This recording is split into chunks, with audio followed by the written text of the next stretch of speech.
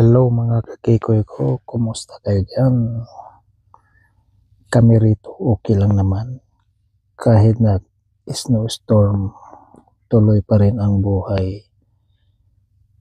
Kasi ganito ang panahon sa Canada. Merong winter, merong summer, may fall, yung naglalagas ang mga dahon ng puno. At spring. Ang spring naman tagtunaw. Ayan. So, kailangan nating harapin kung anong mayroon na panahon. Yan, sa mga oras na ito ay magpapala si Kikoy ng snow sa palibot ng bahay. Kasi last 3 days nag-snowstorm. Siguro alam nyo naman yun, di ba? Ayan o. Si Kikoy wala pang snowblower pero someday bibili ako niyan. Mahal kasi. Nasa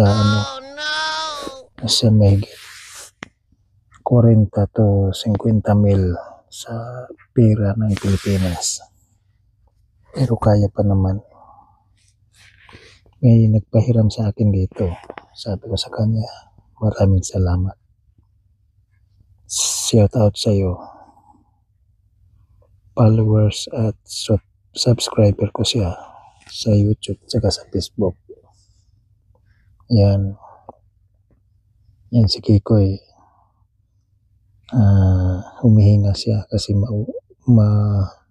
yung mainit yung katawan, tapos yung hininga ayun na clear out na. So next day na naman. Alright. Tsaka yun yung garden ni Kikoy. I-vlog ko rin yan. Ang snow na yan mahigit 4 na talampakan or 4 feet. So, mahaba-habang palahan yan. Alright. Sana nagustuhan nyo ang aking video. Yan, inabot na ng gabi si Kikoy. Pero laban pa rin. Alright.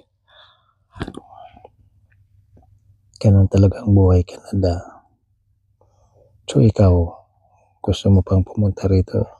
Ikaw nanonood o bago ka pa lang sa aking channel? Please don't forget to subscribe.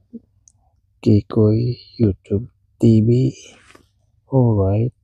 Like and share. So, i-end ko na itong aking video. Maraming salamat. Kita-kits sa next video. Bye-bye.